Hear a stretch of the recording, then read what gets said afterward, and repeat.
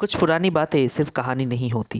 Hello everyone, welcome back to Indie Hub. मैं हूं ऋतिक शाह और अगर आपने अभी भी इंडी हब को सब्सक्राइब नहीं किया है तो आगे बढ़ने से पहले सब्सक्राइब ज़रूर कर दीजिएगा। नाउ, अगर आप डेली न्यूज़ पढ़ते हैं और ये करंट अफेयर्स फॉलो करते हैं, इस जगह का नाम आपने ज़रूर सुना होगा, जोशीमठ। इस पे बहुत सारी आर्टिकल्स पब्लिश हुई हैं कि चाइना बॉर्डर के करीब इंडिया का ये इंपॉर्टेंट टाउन अभी डूब रहा है। जो फोटोज सामने आ रही है वो भी ऐसी है कि कभी भी यहाँ पर एक बड़ा हादसा हो सकता है, कि कभी भी आसपास के एक बहुत बड़ा इलाका ज़मीन पर धंस सकता है। इसलिए उत्तराखंड की सरकार ने इस इलाके को अनसेफ फॉर लिविंग डिक्लेयर कर दिया है कि यहाँ किसी का भी रहना ठीक नहीं होगा।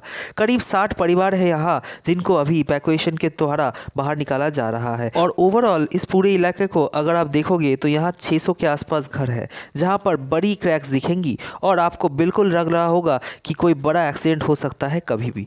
और पीएम मोदी खुद ये मॉनिटर कर रहे हैं कि जोशीमठ में क्या हो रहा है और इसे हम बेटर कैसे बना सकते हैं। तो इससे आप समझ पा रहे होंगे कि परिस्थिति कितनी खराब है। जिस टाउन की मैं बात कर रहा हूँ वहाँ पर आबादी दूसरे इलाकों के मुकाबले बहुत ही कम है। According to government data around 16,000 लोग रहते हैं वहाँ। अब ये इलाका है उत्तराखंड के चमोली डिस्ट्रिक्ट के आसपास एंड मैप में भी आपको दिखेगा कि बहुत ही ज़्यादा पहाड़ी इलाका है ये।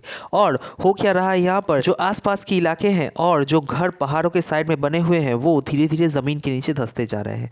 और डर यहाँ पर ये है कि आसपास के एक बड़ा इलाका ज़मीन में अचानक से ज़मीन में एकदम से धंस ना जाए। वैसे अगर आप सोच रहे होंगे कि जोशीमठ, वेट, ये नाम कहीं सुना था, ये 2021 में न्यूज़ में था ना? तो हाँ, 2021 में ये इसलिए न्यूज़ में था क्योंकि एक ग्लेशियल लेक आउटबर्स्ट यहाँ पर हुआ था।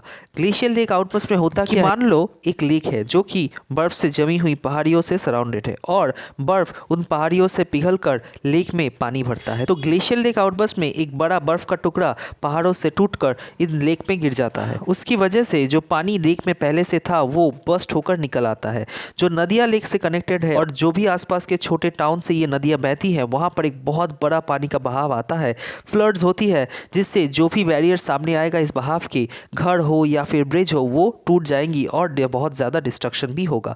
2021 में ऐसा ही हुआ था। नंदा देवी पर्वत में ये ग्लेशियल आउटबर्स्ट हुआ था और जोशीमठ में उससे बहुत सी डेथ्स हुई थी। मगर आज के समय जो हो रहा है ये 2021 के प्रॉब्लम से काफ़ी डिफरेंट है। बट मुझे ये कहना पड़ेगा कि जोशीमठ में हमेशा कुछ ना कुछ नेचुरल प्रॉब्लम्स होती रही है और जैसे जैसे अर्बनाइजेशन हो रहा है और लोगों की आबादी यहाँ पर बढ़ रही है, उससे इन सब नेचुरल डिजास्टर में कैजुअलिटीज़ की नंबर्स भी बढ़ रहे हैं। रिसेंटली देखा गया कि जोशीमठ के बहुत सारे इलाकों को लैंडस्लाइड सब्सिडेंस जोन घोषित कर दिया गया। अब ये जो वर्ड है सब्सिडेंस जोन वो काफ़ी जगह यूज़ होता है। Most of the time America और यूरोप के काफ़ी जगहों को डिक्लेयर कर दिया जाता है सब्सिडेंस जोन।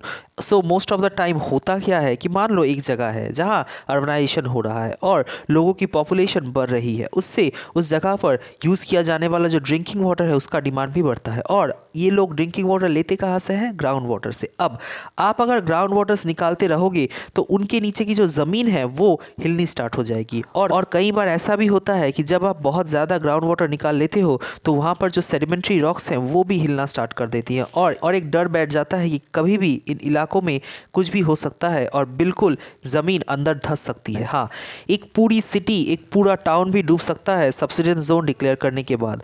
और यहाँ पर आप स्क्रीन पे देख पाओगे कि Joshimath declared A subsidence zone and अभी दिल्ली के हाई कोर्ट में लोग प्ली कर रहे हैं कि इस बात का इन्वेस्टिगेशन कीजिए कि कैसे यहाँ सारे घरों में बड़े बड़े क्रैक्स आ रहे हैं और लोग यहाँ कॉन्स्टेंट फियर में हैं कि कभी भी यहाँ कोई अनहोनी ना हो जाए। वैसे मुझे ये ऐड करना पड़ेगा कि जोशीमठ का केस ज़रूरी नहीं कि बाकी सारे लैंडस्लाइड केसेस के सिमिलर हो, अभी भी उसका प्रॉपर इन्वेस्टिगेशन होना जरूरी है क्योंकि जोशीमठ के पास बहुत सारे हाइड्रो इलेक्ट्रिक प्रोजेक्ट भी मिलेंगे जहां पर हम पानी का बहाव इस्तेमाल करके इलेक्ट्रिसिटी जनरेट करते हैं और काफी बार पानी को यहाँ स्टोर भी किया जाता है। और उसके अलावा जोशीमठ के आसपास जो ऋषिकेश बद्रीनाथ नेशनल हाईवे है जिसके एक्सपेंशन के लिए यहाँ काफी कंस्ट्रक्शंस भी हमने किया था, तो एक्सपर्ट्स कह रहे हैं कि उसकी वजह से स्लोप्स यहाँ पर काफी वीक हो चुकी है, काफी डैमेज हो चुकी है, उनके फाउंडेशन डैमेज हो चुका है जिसकी वजह से ये क्रैक्स देखने को मिल रही है। अब इस बारे में ऐसा नहीं है कि पहले कोई वार्निंग नहीं मिली थी। बहुत सालों पहले बहुत सारे एक्सपर्ट्स ने 1976 में कहा था कि जोशीमठ एक स्पिरिचुअल इलाका है और यहाँ के जो बुजुर्ग थे उन्होंने भी कहा था कि जोशीमठ में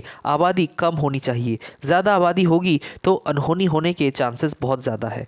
देखो, जोशीमठ एक बहुत ही एस्टैब्लिश स्पिरिचुअल साइट है। यहाँ पर जो मठ है वो एस्टैब्लिश किया था आदि शंकराचार्य जी ने। नॉर्थ इंडिया का बहुत ही इंपॉर्टेंट मठ है ये और 2 इंपॉर्टेंट मंदिर भी आपको मिलेगा यहाँ। आदि शंकराचार्य जी ने वहाँ पर पासी के एक केव में तपस्या भी की थी। तो सोच कर देखिए देखिए कितने ही श्रद्धालु और विजिटर्स यहाँ आना चाहेंगे, मगर एक एंशिएंट विजडम ही कह लो कि हमेशा हमने देखा है जोशीमठ में आबादी कम रहती है। लेकिन पिछले कुछ सालों में हमने देखा है कि रैपिड अर्बनाइजेशन हुआ है जोशीमठ का, बहुत पॉपुलेशन बढ़ा है।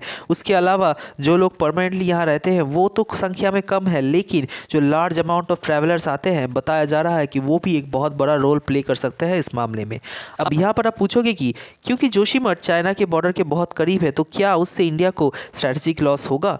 तो देखिए, वाइल वहाँ एस्टैब्लिश आर्मी कैंप्स में भी क्रैक्स देखे गए हैं, बट हमारे लिए एक लेसन है रैदर दैन एक स्ट्रैटेजिक लॉस। हमें उत्तराखंड में, स्पेशली उत्तराखंड के नॉर्दर्न इलाकों में बहुत सोच समझ के डेवलपमेंट करना पड़ेगा, क्योंकि ज़मीन वहाँ पर बहुत फ्रेजाइल है। विदाउट प्रॉपर रिसर्च कुछ भी करने से जो जोशीमठ में हुआ है वो आसपास के बहुत सारे गाँव और शहरों में भी हो सकता है। ऐसे ही रोज़ के खबरों के लिए चैनल को सब्सक्राइब करना मत भूलिएगा।